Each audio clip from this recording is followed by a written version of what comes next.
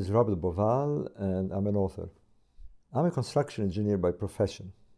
So I studied engineering at university and basically working on construction projects for quite a long time, until I worked in Saudi Arabia in the early 80s. And in 83, I took a trip to Egypt, and I had family there, and visited the museum, which I had been many times, the Cairo Museum. And I saw a photograph on one of the walls of the Old Kingdom, the pyramid builders. It was an overhead picture of the pyramids of Giza, the 3 major pyramids. And that's where it started, because I saw an anomaly. There were 2 large pyramids set on a diagonal line, a 3rd pyramid, smaller, but offset of that line. So it just stuck in my head, you know, why is it like that? And the reason that I was intrigued by this is because my engineering speciality at that time was what is known as setting out engineering. I'm the guy who set out buildings on the ground, you know, with the theodolites and levels and measuring tapes. So I had, my mind was very much into this sort of looking at plans and looking at layouts of monuments and so forth. So it kind of stuck in my mind. And that's how it began, and it kind of bothered me. I just want to find why. And one thing led to another, but I discovered, I thought, well, okay, let's find out if there's anything written about this. And one of the strange things about the pyramids of Giza is that they do not contain any inscriptions. They're totally devoid of texts, inside and out. So there's no writings. But there are writings of pyramid builders that follow these. They're known as the pyramid texts.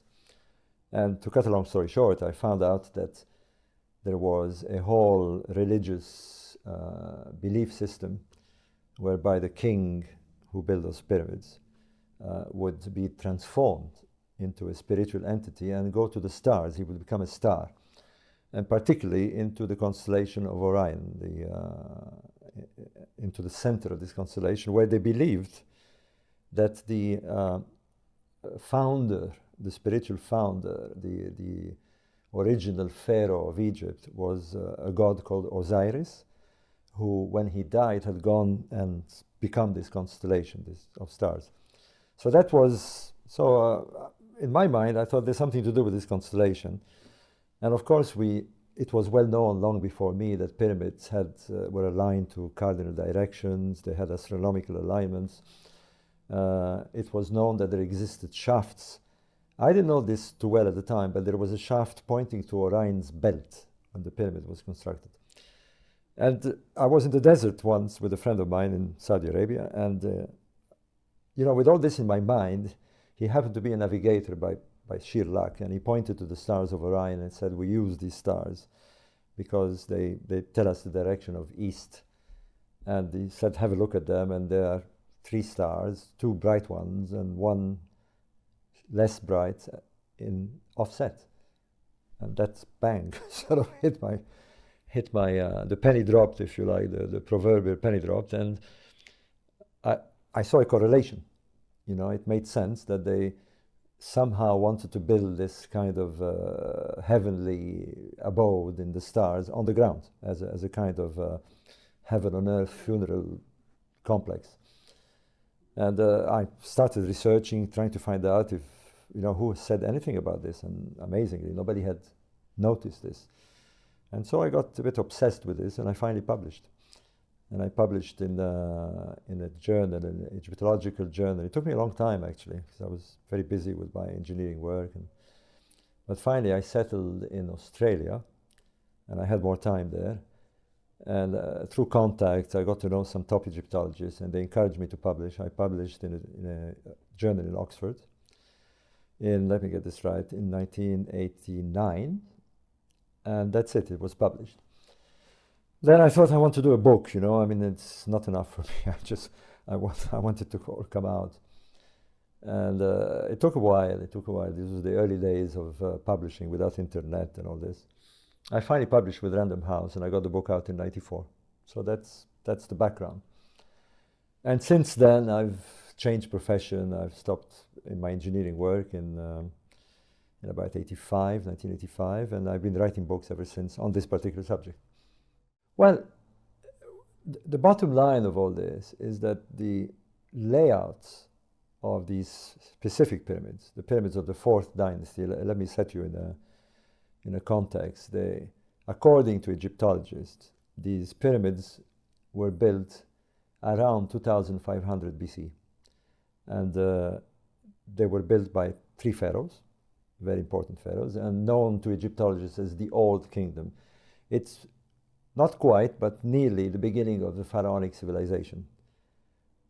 There's a whole mystery around these monuments. I mean, until now, nobody's pretty sure if really these people built them, if really they're of that period, what is the purpose of them. But I'm pretty convinced, and of course my theory has become rather well known around the world, and my books have now become international sellers, and I've been on television many times, as you probably know. I'm very convinced of the correlation that this was their intention. Of course, the big question is, what for?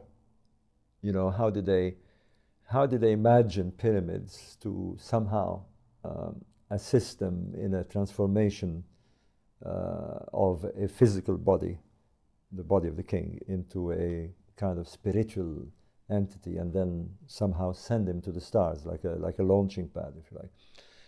And it's one of those things, it's very difficult to understand. I mean, it took a long time. I've written many, many books since then looking into this. In a nutshell, they, for some reason, wanted a hardware. I think the best analogy that I often give is, it's a bit like computers. You have the hardware. It doesn't do anything unless you put the software in it, unless you program it. And then it needs energy. It needs a processor to plug it in, or with batteries. That's how it works. The pyramids are the hardware of something. And what was the software? I mean, how did they want it to work? I mean, how did they want this mass of stone that was representative of a star, of a constellation of stars? How did they want it to work? And in their mind, the individual that was going to be transformed was programmed, if you like. He was initiated into a belief system. And that is one thing we don't know. We're not quite sure what they were initiating him, how they initiated him. But the idea was that an initiated individual, programmed, would interact with the monuments. The monument becomes a kind of metaphysical machine. It's the best way to describe it.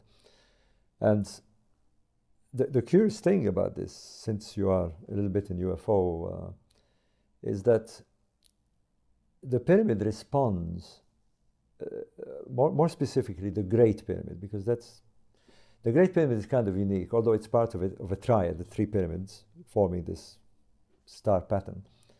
The Great Pyramid is unique in that it's not just the biggest, it's the most perfect. It's a very perfect building. It's so well aligned to the cardinal directions that it's very difficult to imagine that they didn't have sophisticated instruments, optical instruments. It's one of those things that's puzzled a lot of people. But because it's devoid of any inscriptions, to me that was a mystery. I mean, we know that the ancient Egyptians were very prolific in their writing. You go around other structures in Egypt, temples and tombs, and they're loaded with inscriptions. I mean, they love to write. And yet these monuments, and particularly the Great Pyramid, is just bare. It's just no writing whatsoever. It's as if it's speaking in something else. It's expressing itself in something else. And what you find when you study this monument is that it responds to astronomy. That's for sure. I mean, this is well accepted by professionals, by experts, by Egyptologists. It's aligned to the north, south, east, west with precision. It has shafts inside shooting from the chambers that point to stars. The designer used astronomy. But he also used, whoever designed it, used mathematics. Strangely enough, it responds, the mathematic used is a mathematics that astronomers would use today, NASA would use today to explain things. They use prime numbers. It responds to ratios and prime numbers. Let me explain this, because I'm not a mathematician, but many of my colleagues, my brother, for example, studies this. There's no point putting language, for example, if they had inscriptions in language, either their language or some other language, because we're speaking in English at the moment, but we'd have no idea if people in 1,000 years or 10,000 years or 1,000,000 years or people from a different galaxy would understand our language. If we put numbers, if we put literally numbers like 1, 2, and 3 in Roman characters, it only means something to us because we know that something that looks like that is a 2 and so forth. But if we put ratios, if we say this length and this length makes 2, 1 to 2, then anybody can understand. He doesn't need to know the number. He works out the ratio, 2 to 1, and he knows you're meaning 2, or 3 to 1, or 3 to 5. So that's how the pyramid is designed, and the numbers that come out are nearly always prime numbers, like 3, like 5, all numbers that are not divisible by themselves, 21, 36, 35. These are, and they appear in this monument. Now, having said this, as much as there is a resistance of Egyptologists and archaeologists to consider this is a sort of language that we would use, astronomical language and prime number language and ratios, to speak across anything, to speak across time on this planet, to speak across cultures, or to speak literally across the universe. It's a language that is literally universal. That makes this monument very intriguing. It doesn't fit the consensus that it is just a tomb for pharaohs. So that's very much what I'm into these days. I'm particularly resistant to the idea that aliens were involved with this. But I must admit, and I do admit these days, that because of this, it raises the question, that's as far as I would go, it raises the question as what was the intention of the designers, the people who designed this monument? Why did they do this? I mean, what purpose can it serve if really their intention was to have it as a tomb? It seems that either they believed in this or they had a knowledge of a science. For lack of better words, I call it the science of immortality. They were very, very convinced that they knew how to convert a physical entity, a physical body, dead body, and revive it to become a spiritual body. They seem to be very, very convinced of this. Now, for us, in our scientific way of thinking, in our modern world, we have difficulty in accepting this. We have difficulty in considering this. But this is what it's more than a belief. They went to a lot of trouble. I mean, building a pyramid like the Great Pyramid it still mystifies engineers today. We don't know how they did it. We don't know how they lifted the stones. We don't know how they placed them with such perfection. So the monument and its design method implores, it's almost screaming out that it has a different meaning. And the meaning seems to be universal, some sort of message, and that message, if we accept what they say in their text, is a science of immortality, a kind of metaphysical science. Having gone that far, I am inclined to think, again, very difficult to prove, but I'm inclined to think that there is a means to access that science, not through the way that we're attempting today, not through external science, not through trying to understand the external world, but an internal world. It's as if the knowledge is kind of stored inside, that we have it, but we don't know how to access it, either in our DNA or in our genetic system or in the brain structure. We have knowledge, and that's the impression they give. They seem to have accessed this knowledge. They knew how to get to it. And that to me is what I'm very interested in these days. I'm going out of I'm still halfway in the middle, because I see myself as a kind of Renaissance man. I mean, I've just written a book about the Renaissance period, where what we call the old sciences, magic and astrology and Kabbalah and all these old sciences were straddled with the new discoveries. They were moving into what we call today empirical science. You know, you had people like Galileo and others who kind of had a conflict, because on the one hand they had one foot into these kind of old sciences, and then they had access to new information, you know, the how the world was formed, mathematical sciences and so forth. I feel the same. I'm a bit of a hardline scientist. I mean, I'm an engineer by profession. I've studied astronomy, but I begin to think that, hence why I'm interested in these kind of conferences. I'm meeting people. I'm very resistant. I mean, I must say, channeling, psychic phenomena to me is something that but I'm beginning to be interested in that. I think that we have a metaphysical capacity, that we can access a knowledge that is stored inside us. That knowledge comes from way into our origins, way before the earth was even formed. We were the product of a universal expansion. We were it. And I'm very convinced of this. I've come to terms in knowing something without being able to prove it. And that to me is metaphysics, where you sense the truth of something, but you can't prove it with empirical knowledge. You know, a bit like you sense love, but you can't equate it. You can't put a mathematical value to it. And to me, this is what is involved with the pyramid. You know, it's a monument that kind of causes this way of thinking. I've had the fortunate experience to not just to live in Egypt. I've spent 3 years literally living in front of the Great Pyramid. I had a house. The pyramid was right there. I had an office. And I've experienced this monument in all sorts of conditions, you know, in morning, at night. And with all the logic of trying to explain it, with all the books that have been written about it, I've written several books on it.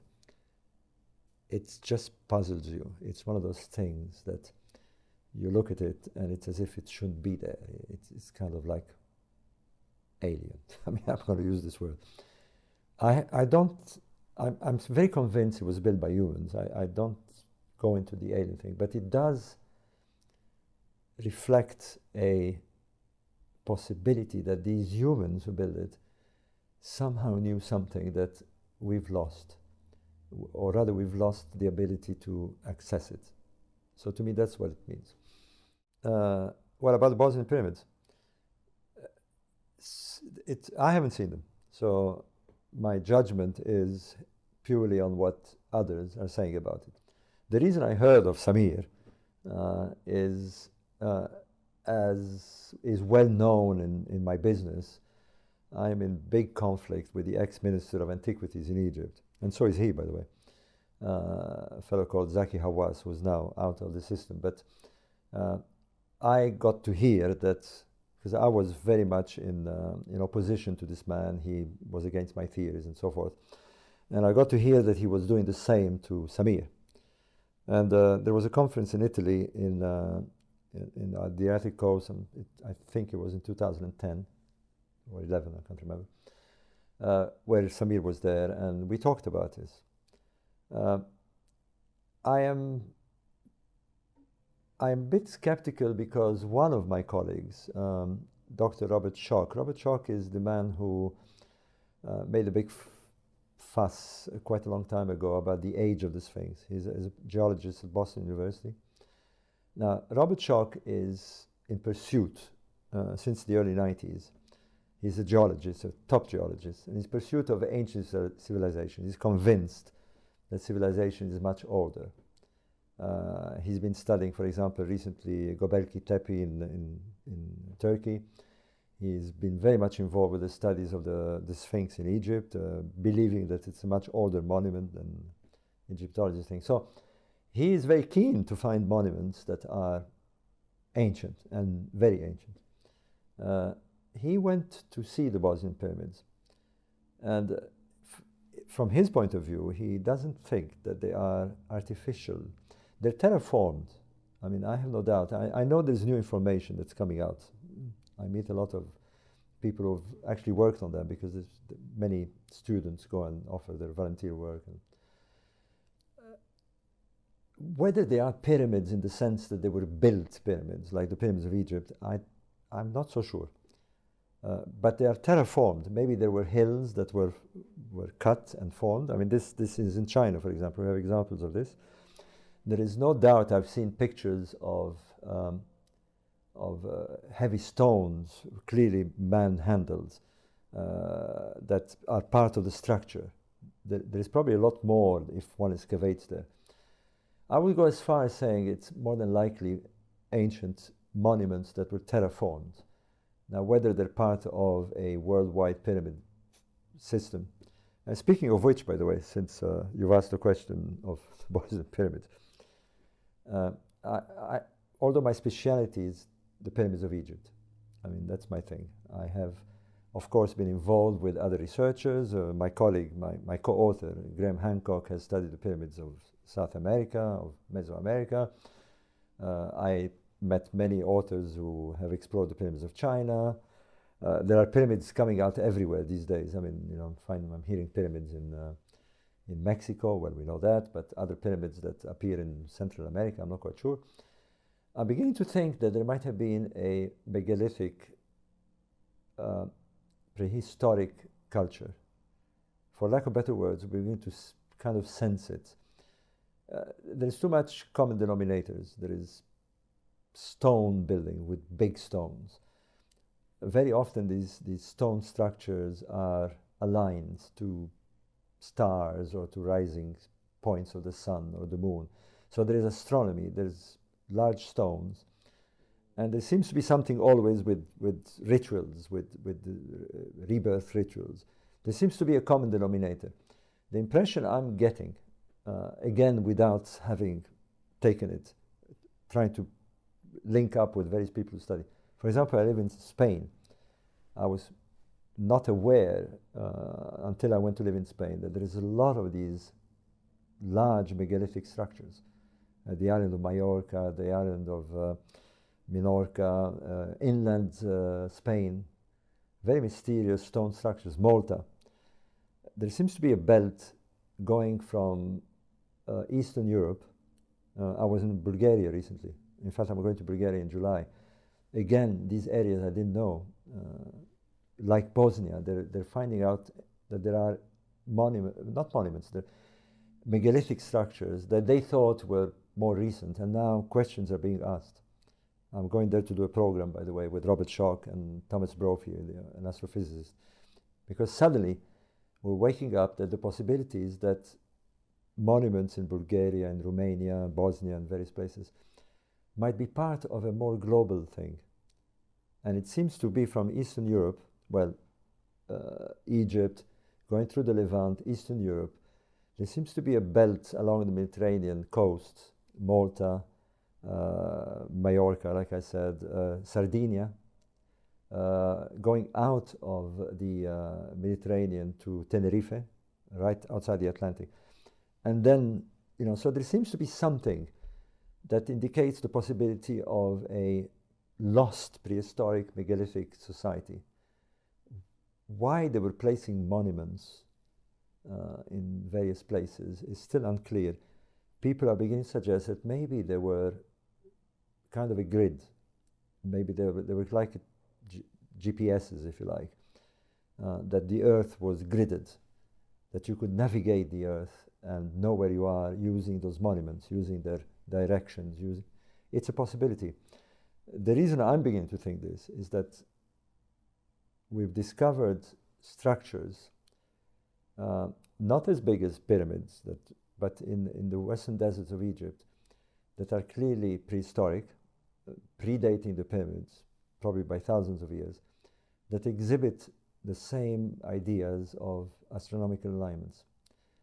And they're scattered in this vast desert region, the Sahara. We're hearing more and more of these things.